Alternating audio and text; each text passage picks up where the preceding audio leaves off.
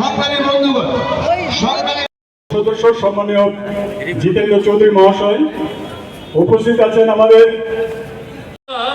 জনস্বার্থে, বিশেষ করে গরিব নিম্নবিত্ত পেছনে পড়া অংশের মানুষ যারা, তাদের স্বার্থে তারা কোনো চিন্তাই করে না, বরং তার উল্টো তারা ভূমিকা নেওয়ার চেষ্টা করে।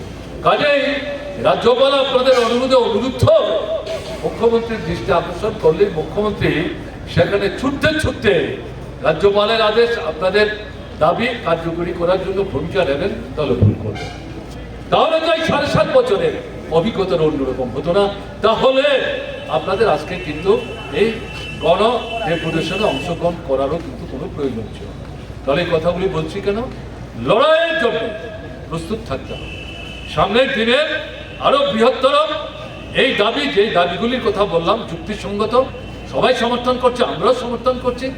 এই দাবিগুলো আদায় করবার জন্য একটা সংকল্পবদ্ধ সামনের দিনে ধীরে ধীরে জঙ্গি ব্যাপক আন্দোলন গড়ে তুলতে হবে।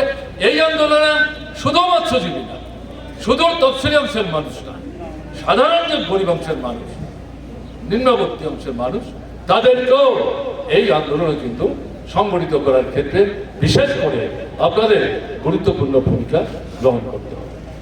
আজকে গ্রামের চিত্র বেহাল, শুধু গ্রাম না শহর। আজকে আগরতলা শহর কেন এত রিক্সা, কেন এত ব্যাটারি অটো বা এমনি অটো, সিএনজি অটো কেন?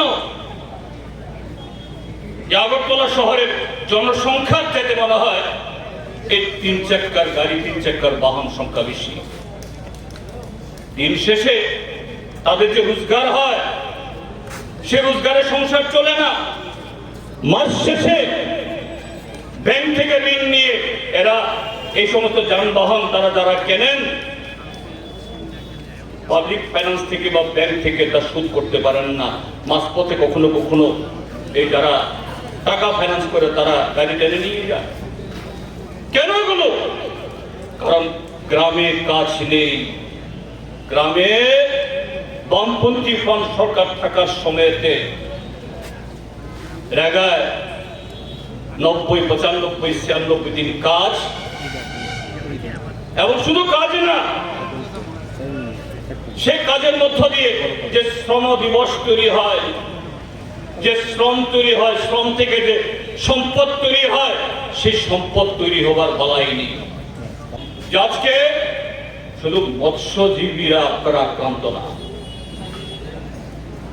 যারা মাছ ধরে জীবিকা নির্বাহ করেন, মাছ চাষ করে জীবিকা নির্বাহ করেন, মাছ বিক্রি করে জীবিকা নির্বাহ করেন, শুধু আপনারা আক্রান্ত না, এই রাজ্যের সমস্ত অংশের মানুষ আক্রান্ত, সমস্ত জীবিকা, সমস্ত পেশার মানুষ আক্রান্ত, এমনকি শিক্ষক, কর্মচারী বা আমাদের আরক্ষা দপ্তরের ভাই বোন তারাও।